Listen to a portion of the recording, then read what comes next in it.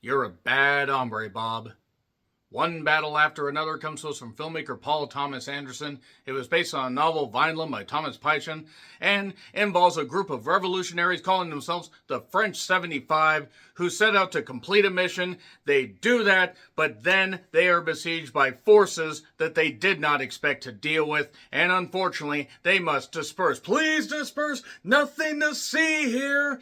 And unfortunately, there are arrests, there's military involvement, and yeah, it's really not going all that well for the French 75, but those that are able to escape basically must go about their lives, and then 16 years later, enemies resurface, so the French 75 remnants must resurface to protect one of their own. So Paul Thomas Anderson actually is one of the best filmmakers going today. He has done music videos for Fiona Apple and other artists, but he has a filmography that is just full of goddamn critically acclaimed and audience lavished with praise films. I don't even think that's actually how you say it, but from Boogie Nights to Magnolia to Punch Drunk Love to There Will Be Blood, my personal goddamn favorite, I Drink Your Milkshake. I need to rewatch that at some point because Daniel Day-Lewis, he's going to be in Anemone coming out in a little bit as of this recording, and the only reason for that is he decided to help a family member out. But that being said, Paul Thomas Anderson also did The Master. He did Phantom Thread. Speaking of which, that I believe was the last role for, Daniel Day-Lewis.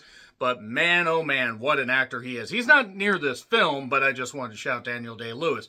And also Licorice Pizza, which I have not gotten to and I need to get to at some point. So this features an absolutely loaded cast before I talk about it. If you've seen the trailer, then I'm going to talk about some stuff that's been in the trailer right after I talk about the cast. Leonardo DiCaprio plays Bob.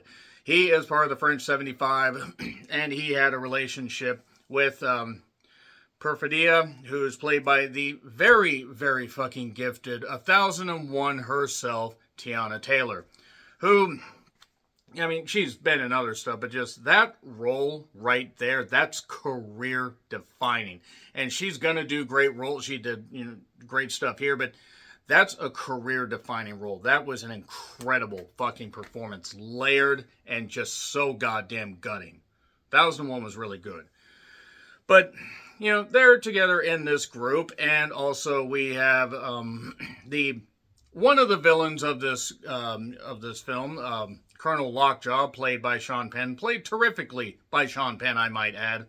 We also have Sensei Carlos, played terrifically by Benicio del Toro, and we have Regina Hall as Deandra, but the standout to me is Chase Infinity as Willa. Give her all the fucking roles, let's see what she can do, because she's only been in a couple projects before this, but give her fucking A-list roles. She wasn't, the focal point of the entire film, but when she was on screen, she commanded everybody's attention. There were scenes that I'll talk about in the spoiler section. There was one particular scene near the end where I'm just like, that's a fucking star right there. That's a goddamn star. That is great shit. I don't know where she came from, but goddamn it, that's a fucking star right there.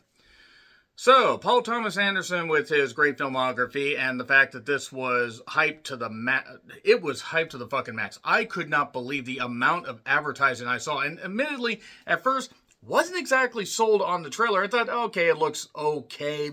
Looks a little messy. But then when you realize what Paul Thomas Anderson has done, you start to get a little bit, happier and a little bit more, in the positive direction about where this film could go. And I will warn you, the film is a beefy 162 minutes long.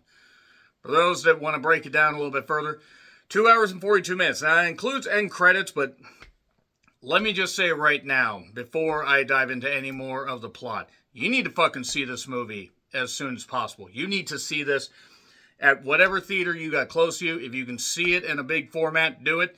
I don't have IMAX near me. I don't have RPX near me or the equivalent. But this is a goddamn terrific tour de force, full, bore ride that is absolutely enthralling from beginning to end. From the opening to some darkly comedic stuff, to some very, very on-the-nose shit that really is going to trigger a lot of stuff with people going on today, hence that shirt back there. Yeah, there's some tough shit going on. Now, the thing is, everybody deals with this in their own way, but the thing is about the way this is shot in particular, there are some incredible shots of the landscape. There's a shot of a car chase scene a little bit later on, and by a little bit, I mean near the end of the movie, that is so just captivating. That is just so enthralling. It puts you right in the middle of the fucking action. Not quite like F1, but that was pretty much all driving. And Carrie Condon looking amazing in that white dress. But I digress. Check out F1 at some point if you want.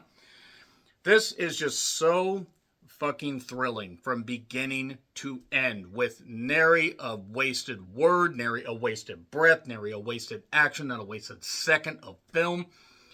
I thought it might be good once I saw the early feedback. I mean, even though I was apprehensive because of the trailer, even with the filmmaker involved, but once I saw the earlier scores, and once I got pretty much from the opening, this movie locks you in and has some hilarious interactions with a couple of these characters. And just the way this is shot, and also DiCaprio is divisive, especially with the age difference between him and a lot of his girlfriends. That's kind of sick, and he probably should be investigated for that shit, but I digress. He's a goddamn great actor. And he proves it here, but he's not the exact focal point. He is, when he's put on screen, he absolutely smashes it, as you would expect him to do. But really, to me, the breakout is Chase Infinity, who is just so good. But everybody gets equal time here. Except Regina Hall's character, I almost feel like they could have done a little bit more with her, but she's so fucking good, but it's all right. She still is able to just provide some great moments. But it's a great soundtrack. I just love the way it's filmed. I love the way that this film just opens up and feels like an actual real world that will still not stop hassling Rob Thomas. Curse you, Matchbox 20 fandom. But that being said, there are some just hilarious moments of names of groups or names of people or names of causes. And I just like the fact that there's, goofy, sexual stuff in this as well. I just really like the fact that this film is a melting pot of just everything that I love about filmmaking, and it's just so good that it was already going to be in my top 10, even if it had just been like an hour and 40 minutes. If they somehow wrapped this thing up in an hour and 40 minutes, it still would have been in my top 10. But it just kept going, it kept building, and kept building. And some incredible shots, especially near the end. There were just so many moments in this that just kept pushing it up. This is in my top 3 of the year so far, and we're edging towards the year and at the end of the year. And when you're doing too much edging, you need to be careful. Don't Google that, kids. Don't Google that. Please do not Google edging. I wish I hadn't, but it's just so I can't again put over just how great Chase Infinity was. Just how fucking phenomenal she is. A scene where she confronts one particular character about in the latter half of the movie is just still so good, and she's just so fucking gifted. And at her age, she's in her early 20s, I want to say. And if she's this good now, she's got the world is her oyster. Put her and Mikey Madison in a goddamn movie, and you might have the Oscars fucking, doing double knockouts just to decide who might, get the nod for that particular movie. But it's terrific. It's fucking terrific. I'm going to get into spoilers because it's about time I talk about it. It's in theaters. You want to check it out. 3, 2, 1, and spoilers. But again, this movie is so fucking amazing. So fucking good. I do want to shout out other characters as well, and that's kind of why I just gave that baseline. I do want to shout out others. Shayna McHale as a character called Jungle Pussy. I'm not kidding, and I mean I hope I'm not actually going to get flagged for that because there are certain words that aren't liked. But yeah, Jungle, really good, really hilarious. Just I don't know why it made me laugh so much. Joe Silva plays a character named Sergeant Joe. He's pretty good in this as well. Alana Haim plays Mae West. There is a reference at one point to her just playing a regular white girl. Go do your thing. Eric Schweg as Avante, who factors into some of the stuff the bad guys do, even though he's not necessarily a bad guy, but he has done bad things. You have John Hogenacker, who plays Tim. And you also have Tony Goldwyn playing Virgil. And Tony is great. He's a great character actor. I mean, he was in 6 Days, man, a bunch of stuff. He's in Ghost. And really what this movie boils down to is there are a lot of things about immigration in particular. You have Sean Penn's Colonel Lockjaw and his group basically getting carte blanche to take down any illegals, like do all this stuff and everything. And it opens with a stop at a Boyd crossing, a Boyd Pierce crossing. Yeah, we're going to Mid-South Wrestling. No, a border crossing where basically Bob DiCaprio's character is put in charge of doing these, doing these explosions, doing these distractions, this kind of stuff. They take over and get a bunch of people out of this detention center. And let me just say right now, obviously vetting is needed when it comes to immigration, but you know what? People like me are on fucking stolen land, by the way. I just want to say that Native Americans were here first. We want to be honest about that. If we want to keep it a buck, no deer are in this, by the way. But the thing is, yes, vetting, we want to make sure that good people come in. Guess what? We got a bunch of fucking criminals in the White House, a bunch of fucking criminals running the goddamn streets that are allowed to run the goddamn streets that are actual citizens here. So you know what? Let's maybe make sure that we bring good people in. All right, but I don't know. Let's not separate people from their families. Let's make sure that they're not kept like they're inhuman just because of a difference in their skin color. That's not fucking right. That's not human. It's definitely not something Jesus, the Jesus y'all claim to believe in, would actually be supporting. But I digress. Jesus wasn't even white anyways, but let's move on. So basically, it opens with that, which is a terrific sequence. They have this stuff set up, like with a truck, to get them in, to take them elsewhere, disperse them to sanctuary cities.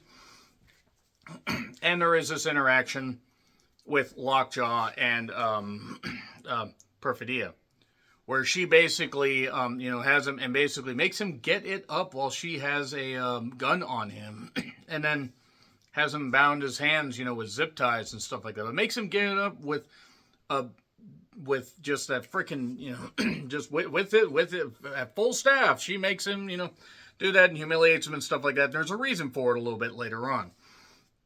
So basically, she is a very sexual creature. Are you, and you may ask, am I referring to Perfidia or Tiana Taylor? Possibly both. I'm not necessarily certain. But she ends up getting with Bob as well. They kind of have a thing. She even wants to fuck before something, blows up, and they're trying to, knock out communications. They're doing a lot of stuff as far as disrupting the system and everything, because this kind of stuff's supposed to be disruptive. Now, I wouldn't want to lose power, especially, for destructive stuff like that. But also, maybe we shouldn't be targeting people just based on the color of their skin. Let's not do that. They ain't inferior to us. So, nevertheless, we basically get a little more setup. There's a bank heist that doesn't go all that well, and that's where people get cocky. Oh, yes, and during this time, Tiana Taylor, her Perfidia, ends up pregnant. And she's still shooting a gun off and everything. That's where this shot is of her, with a big old basketball belly, and she's shooting that. She has a kid, and her and Bob seem happy, but she still wants to continue the revolution. And then the bank heist goes bad because the vehicles crash, essentially, because they don't know how to drive. They are driving like a gold Ford Taurus, where they smash into cars and everything. Don't call attention to yourself or anything. And, oh yes, there's also some, more interaction with her and Colonel Lockjaw, where she actually pins him against the wall and does stuff to him while he's pinned against the goddamn wall, facing the wall, by the way. Whatever you're into is fine as long as you're a consenting adult, but more on Sean Penn's character here a little bit later. So, Perfidia ends up, basically arrested. Others are getting arrested. This whole operation basically getting blown up because she was a rat, so to speak. But she was a rat trying to save herself and also save the lives of her child and her guy. And basically Bob and Willa, infant Willa, are sent further away to a sanctuary city with new identities. Because Bob and Willa weren't their actual names, but sent there. They they had the stuff of the names of recently deceased people. I don't know why that made me laugh. They did play for laughs in the movie, and then they take off. Now, we smash cut to Willa being, 16 now, so she's doing karate, stuff like that, with Sensei Carlos or Sensei Sergio, however you want to say it, Benicio del Toro's character. Her and Bob are living in an isolated house, but she's still able to go to school, but she doesn't have a cell phone because he doesn't want that stuff to be tracked. Also, there's code stuff in case the operation needs to be revitalized. But for all intents and purposes, they're kind of just continuing their goddamn lives. Those that are in jail, those that gave stuff up, whatever it was. This whole French 75 thing has been dispersed. Lockjaw, however, is still seen as a powerful man. He's done a lot of good stuff, taking down, taking down various brown people in words that they aren't slurs like people are used to necessarily, but I'm not going to even repeat the ones that are in this movie because they're somehow just as bad. But he is, basically propositioned by a group that calls themselves the Christmas Adventurers Club. I don't know why that made me laugh so much. They couldn't say the Christmas Carnival Club because they couldn't say that. That's not good. But basically this is it's the KKK essentially. They need to keep stuff pure. And Lockjaw's worried about that because bingo bango, we find out a little bit about, okay, he had obviously, had a bit of a thing with Tiana Taylor, which, I mean, look at Tiana Taylor. You can't necessarily blame him, but he's a self-hating, he's a self-loathing, guy, racist, can't stand the fucking shit that he did, but whatever. And now he has to wrap up one particular loose end. He has to take out Bob. He also has to find Willa.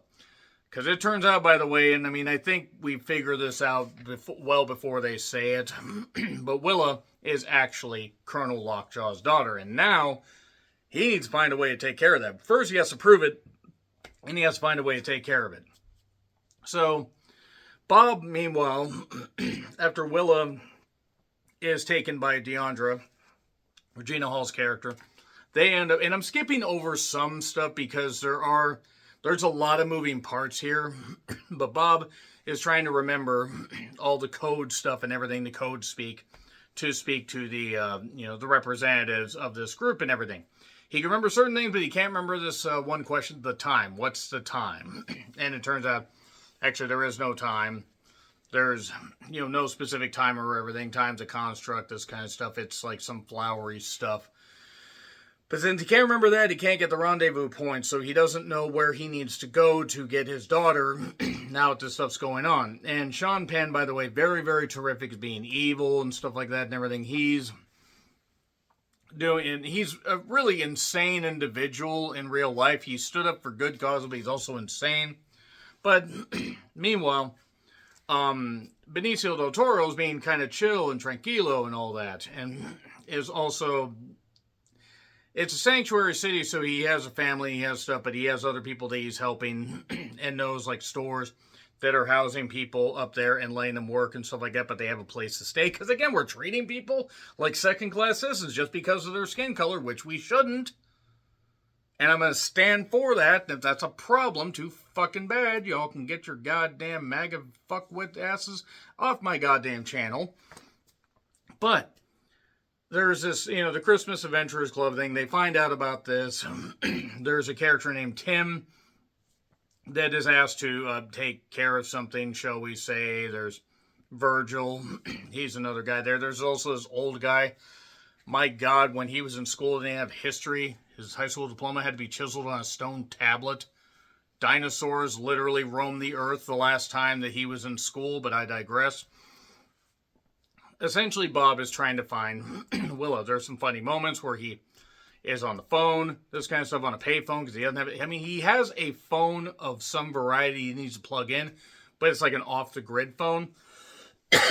And there are also some moments, such as where there's this peaceful protest where they're yelling at the cops, but they're not doing anything. And Lockjaw basically is given carte blanche to bring in people, and oh look, there's people from their side that come in to throw a Molotov cocktail, and that gives the police the green light to do this because one of their own dressed like one of the resistance, and there you are. And I mean, I'm not surprised they put that in there. Actually, the funniest thing is Civil War, and I love Civil War, but Civil War kind of stayed apolitical. This really doesn't stay apolitical, and the thing is, Paul Thomas Anderson doesn't give a fuck. And he doesn't need to give a fuck. However he leans, he does a really phenomenal job of shining a goddamn light on this thing. And everything's rocking and rolling. Willa ends up at a sanctuary for, with nuns that grow weed. It's called Sisters of the Sacred Beaver, I believe. It's so good. It's so fucking good. And meanwhile, we do not actually see Perfidia's character after she is released from jail. She is at like a house where she's going to testify and stuff like that. And this is earlier in the movie. Lockjaw shows up with some flowers. It actually goes back to his car, gets the police basher door thing, gets in there and then says, "This P is not yours.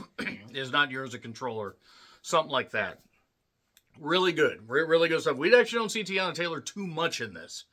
A couple flashbacks, that's about it.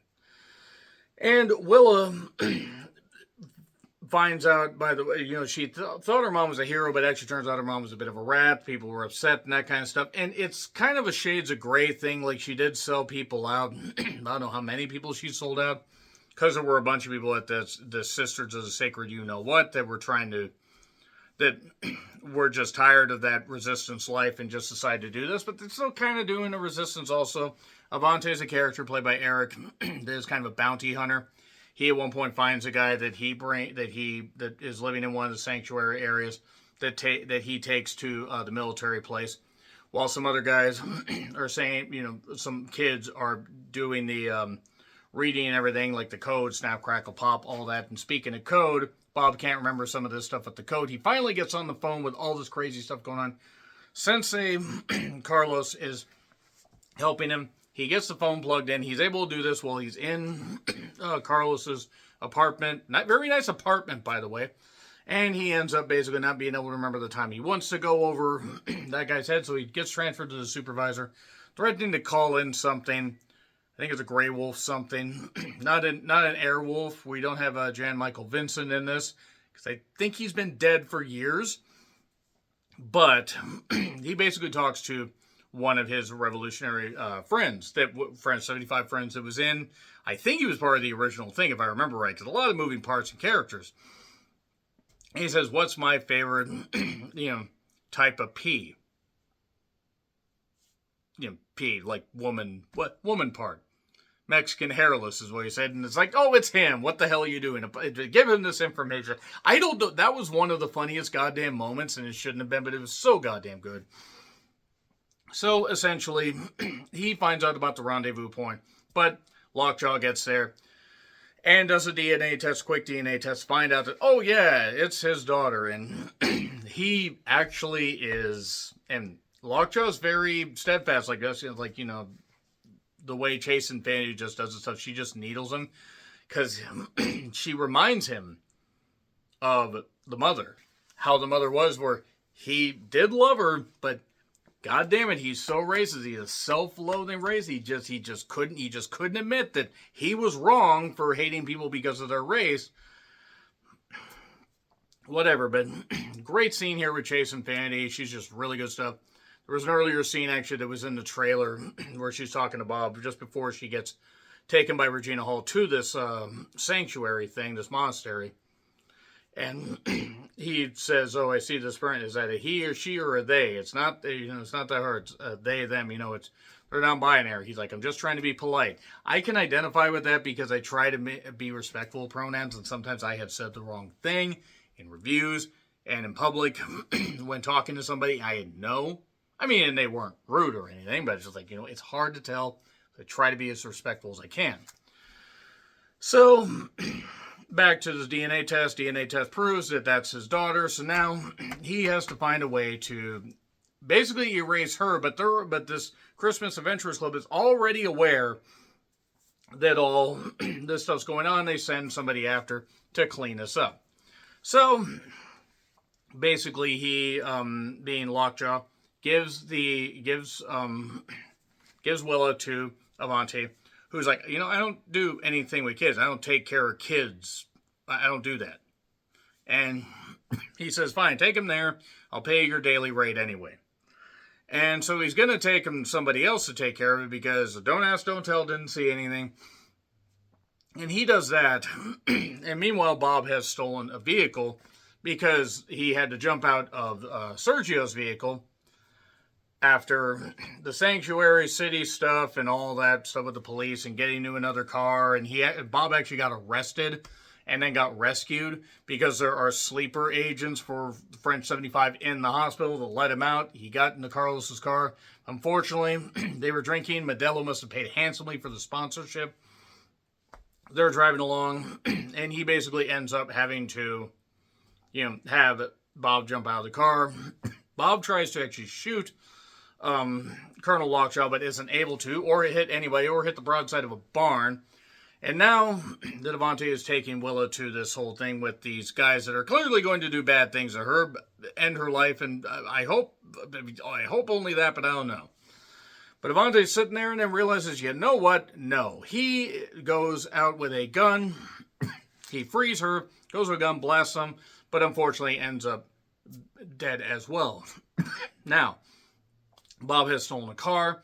He's driving along, and it's a long open road here in California. I mean, really long open road, almost like Route 66 like stuff.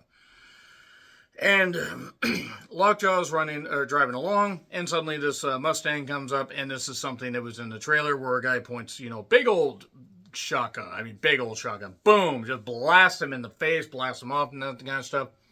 And Bob's in pursuit, sees the vehicle, thinks that Willa's in there, notices Willa's not in there, basically sees Lockjaw with his jaw shot off, which is kind of funny. And so he takes off. Now, Willa gets in the white car that Avanti had and manages to drive that thing after gaining the keys. So she's driving along, and that same guy's in a Mustang and driving along and this kind of stuff, and she's got a gun. She's not sure what she can do, but it's like hilly areas and stuff like that. It's the type of hilly area where you come up, if the sun's hitting just right, you're going to have a blind spot, like really blind. Like if something's in front of you, if a coyote's chasing a roadrunner, you're going to hit both of them. So she gets to the crest of this hill, stops, and gets out and gets behind the stone wall, like the side where she's going to basically take him out. The guy doesn't see the car in time, boom, bashes into that. And there was always this code thing, Green Acres and stuff like that. It was Green Acres and a couple other shows. And it was a code that Deandra had to say to basically get Willa on her side. And since he didn't know what she was saying, she basically ended up shooting him. And then Bob shows up. And Bob's like, wondering what's going on. And we get this. And you think she's going to shoot him. And then she's like shouting the Green Acres code and stuff like that and everything and all this. And he's like, look, no more of this, no more of this, no more of this. I'm your dad, this kind of stuff or whatever. It's over. We don't have to do this. And she finally agrees. They have a hug. Super emotional moment. And there you go. And then we get basically get a bit of an epilogue, shall we say, with Lockjaw wandering along, bloody face, but he's repaired. They can rebuild him. They have the technology. And the Christmas Adventurers Club has him go to one of their offices. And he's all excited and everything. His face is all fucked up, but he's excited. He's erased his past, all that stuff. He thinks everything's good. And then he's sitting in the office. The guy says, oh shit, I forgot your keys. I'll be right back. Shuts the door. And then suddenly gas comes through the vent and kills him. And it's hilarious because Sean Penn's dead. I mean, in the movie. Maybe in real life. I don't know. He looks like he's been dead for a while. But that's it. And then we see Bob and Willa at the house. They finally have cell phones. He's not sure how to use a cell phone. I can identify. I use a smartphone. I mean, I have to help my parents with theirs too. And I have to do stuff. But there are times I don't know how this shit works. See, I'm in that weird period where I still remember dial-up internet very, very well. But All of a sudden, there's a call. There's a situation in Oakland. Oakland's 3 hours away. And now the daughter is carrying on what the mother said. And why is the daughter carrying on what the mother did? Because just before that, there is a letter from Perfidia to Willa saying, like basically I had to disappear, this kind of stuff. I'm sorry. But it was really, really emotional. It's a great scene. Hard for me to encapsulate. But that was great stuff. And then it leads to where she's like, well, the revolution will be televised and the revolution has not ended. And that is it for One Battle After Another. And that's it. I don't think we're going to get One Battle After Another 2. Paul Thomas Anderson doesn't necessarily do sequels. Even if he did, I don't think he could get this magic again, as great as he is. Makes a lot of standalone projects. The film gets an A+, and I went on a lot longer on this than I thought I would, but this is really, really fucking good. Like, really fucking amazing. 5-star classic right here. One of the best films of 2025. Let me know your thoughts in the comments. Like, share, subscribe. Twitter, Letterboxd, Blue Sky handles in the description. I'm John Ritlin. Until we Viva Revolution again, happy trails to you.